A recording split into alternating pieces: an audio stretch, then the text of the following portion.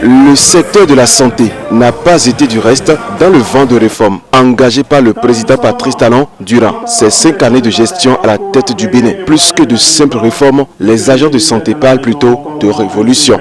Une révolution du jamais vu depuis l'indépendance, et cette révolution qui, dans quelques jours, doit pouvoir nous donner encore des fruits. Nous venons de semer pendant les 5 ans, et il est temps actuellement pour récolter. Et c'est pour ça que nous sommes ici tous engagés. Nous sommes tous ici motivés parce que nous croyons en vous d'abord et nous croyons à la volonté du gouvernement d'améliorer nos conditions. Et ces réformes aujourd'hui, je vous le dis, c'est au-delà des attentes. La métamorphose du secteur sanitaire béninois, enclenchée par le chef de l'État, est faite de votes de loi, de mesures diverses, visant entre autres l'amélioration du plateau technique, la construction de centres hospitaliers de référence, la fermeture des centres de soins illégaux et la liste n'est pas exhaustive. Une batterie de réformes mises en œuvre par Patrice Talon à travers son bras opérationnel qu'est le professeur Benjamin Hunkpati, ministre de la Santé, porté ici en triomphe par le monde hospitalier. Je voudrais déjà que vous applaudissiez une fois encore pour ce ministre très engagé.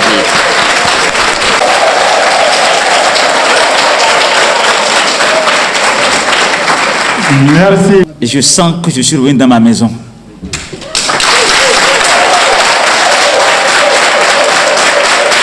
Le ministre de la Santé peut donc s'attarder sur quelques prouesses du gouvernement qui rassurent les usagers des hôpitaux. Quand nous étions ensemble en train de travailler, il nous arrivait de nous poser des questions sur des refus de soins, sur des parents qui refusaient que nous puissions donner des soins à leurs enfants.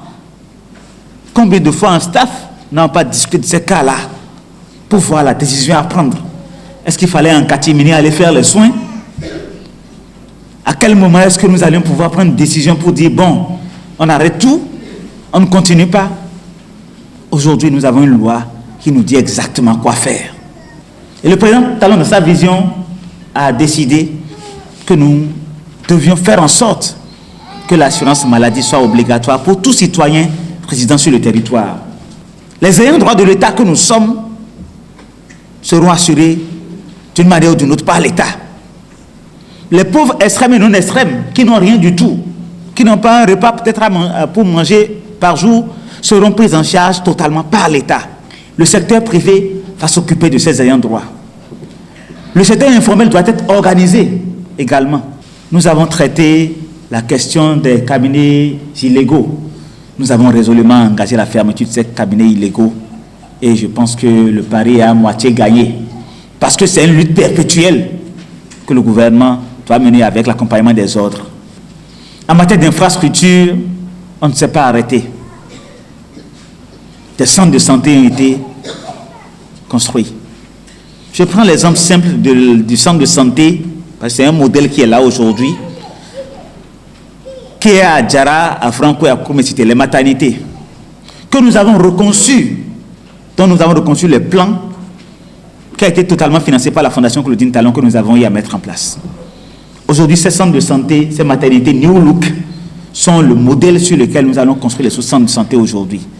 Je ne voudrais pas finir sans parler du centre hospitalier de référence d'Abomey-Calavi. Ce joyau unique dans notre sous-région, parce que le programme médical qui a été développé pour cet hôpital est vraiment unique, avec ses 11 pôles. Et quand vous allez voir ce que ça sera dans les 30 mois à venir, vous allez comprendre de quoi je parle. Et malgré toute cette performance reconnue et saluée par tous, le gouvernement réserve le meilleur pour les 5 prochaines années. Pour le quinquennat qui vient, nous avons décidé d'aller encore plus loin. Aller plus loin, c'est faire en sorte que les infrastructures qui existaient, parce qu'il y en a beaucoup qui existent, mais qui aujourd'hui ne présentent pas cet état qui donne envie d'y aller pour se faire soigner. Nous allons réhabiliter et vous reconstruire quasiment toutes les infrastructures sanitaires qui sont sur le territoire.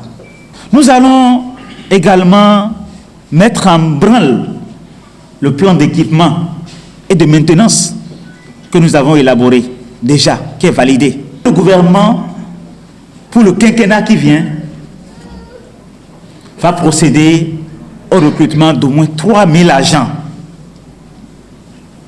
Et nous avons déjà commencé, parce qu'au cours du dernier conseil des ministres qui vient de passer, nous avons lancé le recrutement de 1600 déjà, dont au moins 200 spécialistes, 200 médecins spécialistes, 250 sages-femmes, 250 infirmiers.